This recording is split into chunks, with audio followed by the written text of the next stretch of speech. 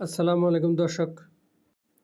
দখলদার ইসরায়েলের প্রধানমন্ত্রী বেঞ্জামিন নেতানিয়াহুর বিরুদ্ধে গ্রেফতারি পরোয়ানা জারি করেছে আন্তর্জাতিক অপরাধ আদালত আইসিসি।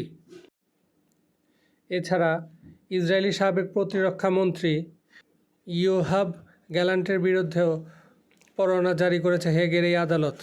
বিবৃতিতে আদালত বলেছে, 2023 সালের 8ই অক্টোবর থেকে অন্তত 2024 সালের 20 মে পর্যন্ত মানবতা বিরোধী ও যুদ্ধ অপরাধ করায় বেঞ্জামিন নেতানিয়াহু এবং ইয়োহাব গ্যালান্টের বিরুদ্ধে গ্রেফতারি পরোয়ানা জারি করা হলো। বিবৃতিতে আরও বলা হয়েছে, নেতানিয়াহু এবং গ্যালান্ট ইচ্ছাকৃতভাবে ও জেনে শুনে গাজার বেসামরিক মানুষকে বেঁচে থাকার প্রয়োজনীয় জিনিসপত্র যেমন খাবার, পানি, ওষুধ, চিকিৎসা সেবা, বিদ্যুৎ এবং জ্বালানি থেকে বঞ্চিত করেছেন, এমন অভিযোগ বিশ্বাসের যথেষ্ট কারণ রয়েছে। ইসরায়েলি সংবাদ মাধ্যম টাইমস অব ইসরায়েল নেতানিয়াহু এবং গ্যালান্টের এই পরোয়ানাকে লিগ্যাল বমশেল হিসাবে অভিহিত করেছে।